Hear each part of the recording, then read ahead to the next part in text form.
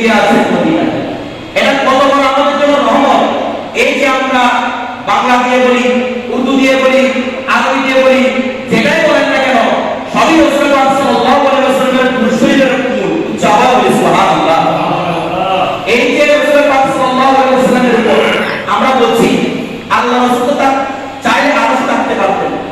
আল্লাহ রাসূল যেখানে খুশি আল্লাহ তাকে সেখানে নিয়ে যেতেন। আপনারা জানেন শুধু কোনো স্থান নয়, রাসূল পাক সাল্লাল্লাহু আলাইহি ওয়াসাল্লামকে মহান আল্লাহ রাব্বুল আলামিন যেদিন মেরাজ হয়েছে সেদিন আল্লাহ রাব্বুল আলামিন কোন স্থানে নয়, আল্লাহ রাসূলকে লামাকানে নিয়ে গেছেন। সুবহানাল্লাহ। লামাকান মানে এখানে কোনো স্থান নাই, এখানে কোনো কাল নাই, সেখানে আলো নেই, সেখানে অন্ধকার নেই, সবকিছু উদ্দেশ্য নাম লামাকান। এই লামাকানের মধ্যে নিয়ে গেছে রাসূল পাককে। তো আল্লাহ রাসূল চাইলে আরো থাকতে পারতেন। কারণ একটা বিষয় দেখেন, আরশ হচ্ছে ছাদের মতো, আরশ হচ্ছে ছাদের মতো। আল্লাহ পাক রব্বুল আলামিনের উপর সূর্য নাই, আল্লাহ পাকের উপর চাঁদ নাই, আল্লাহ পাকের জন্য গরম নাই, আল্লাহ পাকের জন্য ঠান্ডা নাই। তাই আল্লাহ যদি কোনো কিছুর প্রয়োজন না থাকে, আল্লাহর উপর যদি কেউ ক্ষমতাবান না থাকে, তাহলে আল্লাহ আরশের দরকার নেই। আল্লাহ ছাদের দরকার কি? আমরা ছাদটি কেন? যেন আমাদের উপর বৃষ্টি না পড়ে, যেন আমাদের উপর তাপ না পড়ে। তাহলে আল্লাহ পাকের আরশের দরকারটা কি? আল্লাহর কোনো আরশের দরকার নেই। এই আরশ যা কিছু রয়েছে সবগুলো আল্লাহ রাসূলের জন্য বানিয়েছেন। সুবহানাল্লাহ। আল্লাহ রাসূল চাইলে আরশ থাকতে পারতেন, আল্লাহ ব্যবস্থা করে দিতেন, কারণ রাসূল পাকের জন্যই এগুলোকে আল্লাহ বানিয়েছেন। কিন্তু আল্লাহ রাসূল চান না, এমন ভাবে দুনিয়ার মধ্যে শুয়ে রয়েছেন যেন মানুষ এসে এসে আল্লাহ রাসূলের জিয়ারত করে করে নিজের গুনাহটুকু ক্ষমা চাইতে পারে। সুবহানাল্লাহ। এইজন্য রাসূল পাক সাল্লাল্লাহু আলাইহি ওয়াসাল্লাম দুনিয়ার মধ্যে শুয়ে রয়েছেন। আপনারা জানেন ঈসা আলাইহিস সালাম চেয়েছেন, আল্লাহ তাকে আসমানে তুলে নিয়েছেন। এরকম অনেক নবী যারা আল্লাহর কাছে আবেদন করেছিলেন, আল্লাহ তাদেরকে আসমানে তুলে নিয়েছেন। কিন্তু আল্লাহ রাসূল চান না আসমানে থাকতে, উম্মতের মায়ায় করে মদিনার বুকের মধ্যে শুয়ে আছেন। সুবহানাল্লাহ।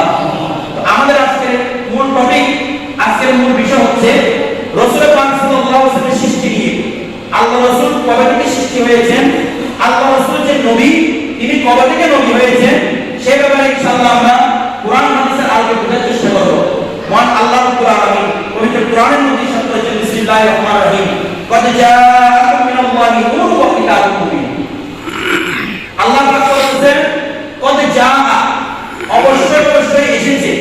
কোন ও মানুষরা, তোমাদের কাছে অবশ্যই এসেছে, মিনাল্লাহি আমি আল্লাহর পক্ষ থেকে, নূর একটি নূর এসেছে, ওয়া কিতাবুম মুবিন এবং তোমাদের উপর আল্লাহর পক্ষ থেকে সুস্পষ্ট কিতাব অর্থাৎ পবিত্র কোরআন এসেছে।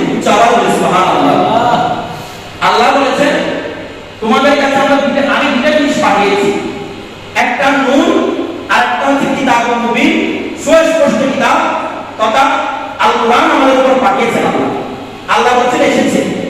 আর একটাকে পাঠিয়েছেন নূর। এখানে নূর বলতে কি বোঝায় সেটা জুমার মধ্যে আপনাদেরকে আমি বলেছিলাম, যিনি একজন সাহাবী রাসূল, যিনি সরাসরি কোরআনের পাকের তাফসীর লিখে দিয়েছেন, আল্লাহ রাসূলের চাচা ভাই আব্দুল্লাহ ইবনে আব্বাস রাদিয়াল্লাহু আনহু, আল্লাহ রাসূলের চাচা ভাই এবং সাহাবী, উনি একমাত্র ব্যক্তি যিনি খাতার মধ্যে তাফসীর লিখে দিয়েছেন। তিনি বলতেছেন ক্বাদ জাআকুম মিনাল্লাহি নূর। এখানে নূর মানে হচ্ছে নূর নবী সাল্লাল্লাহু আলাইহি ওয়াসাল্লাম। সুবহানাল্লাহ। এখানে আল্লাহ রাসূলের মূল উদ্দেশ্য, নূর মানে আল্লাহ রাসূল এসেছে, এটাই উদ্দেশ্য। শুধু উনি নয়, অনেকজন তাফসীরকারগণ ওনারা বলেছেন এখানে নূর মানে রাসূল পাক সাল্লাল্লাহু আলাইহি ওয়াসাল্লাম আমাদের কাছে এসেছেন, অর্থাৎ আল্লাহ রাসূলকে পবিত্র কোরআনের মধ্যে নূর শব্দ বলেছেন। নূর মানে হচ্ছে আলো, নূর মানে হচ্ছে হেদায়েত, এটা আল্লাহ রাসূল এনেছেন। এজন্য আল্লাহ রাসূলকে পবিত্র কোরআনের মধ্যে নূর বলেছেন। সুবহানাল্লাহ। বলেছেন তোমাদের কাছে নূর এসেছে। এখন যারা বিরুদ্ধাচরণ করে আল্লাহ রাসূল নূর নয়, তারা বলতে পারে এখানে নূর মানে অন্যান্য তাফসীরকারগণ হেদায়েত বলেছেন, এখানে নূর মানে অন্যান্য তাফসীরকারগণ অন্যান্য কিছু বলেছেন।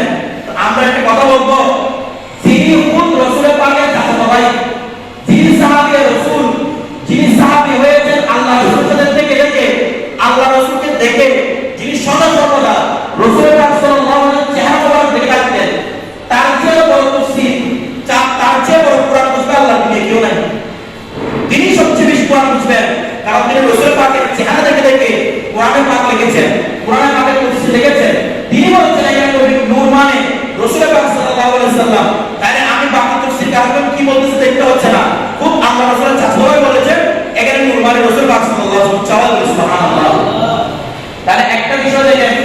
বলেছে আল্লাহ পাক কি বলেছেন, কদ জাআকুম মিনাল্লাহি নূরুন ওয়া কিতাবুম মুবিন, তোমাদের কাছে আল্লাহর পক্ষ থেকে নূর এসেছে।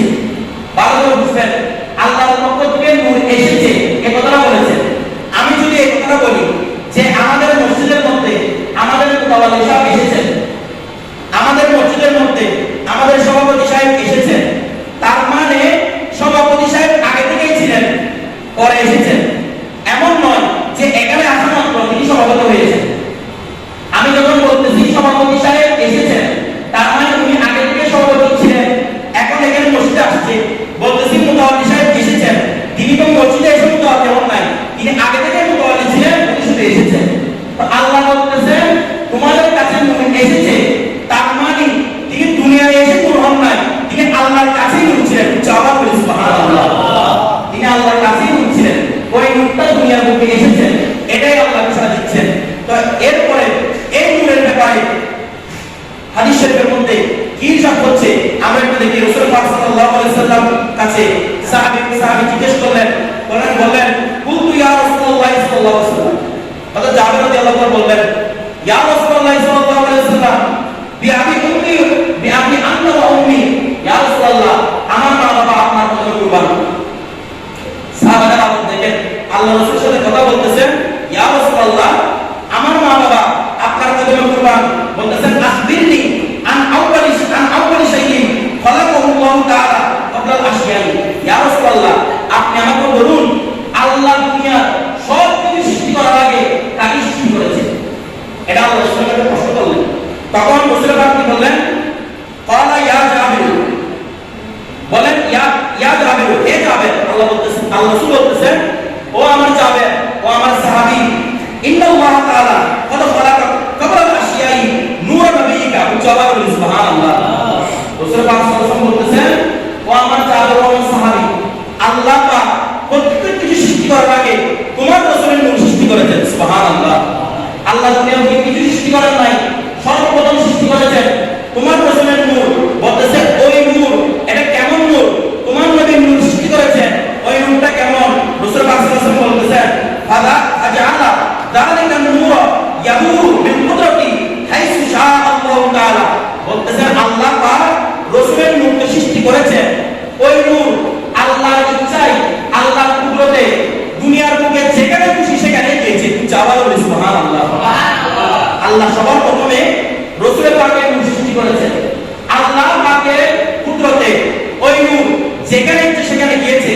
তারপর বলতেছে ওয়ালাম ইয়াকুন মিন যালিকাল ওয়াক্তি লাউহুন ওয়ালা কালামুন ওয়ালা জান্নাতুন ওয়ালা নারুন ওয়ালা মালাকুন ওয়ালা সামাউন ওয়ালা আরদুন। বলতেছে ও যাবে তোমার রাসূলের নূর সবার আগে সৃষ্টি করেছে। কখন সবার আগে? যে টাইমের মধ্যে দুনিয়া ছিল না, যে টাইমের মধ্যে আসমান ছিল না, যে টাইমের মধ্যে জান্নাত ছিল না, যে টাইমের মধ্যে জাহান্নাম ছিল না, যে টাইমের মধ্যে কোনো ফেরেশতাও ছিল না, ওই টাইমে তোমার রাসূলের নূরকে আল্লাহ সৃষ্টি করেছেন। সুবহানাল্লাহ। তাহলে আল্লাহ রাসূল কত আগে সৃষ্টি, আল্লাহ রাসূলের নূর কত আগে সৃষ্টি, যে আল্লাহ যখন একাকী ছিলেন, শুধু আল্লাহ বলতে আল্লাহ আর কেউ নাই, সর্বপ্রথম যাকে সৃষ্টি করার নিয়ত করেছেন তিনি হচ্ছেন রাসূল পাক সাল্লাল্লাহু আলাইহি ওয়াসাল্লাম।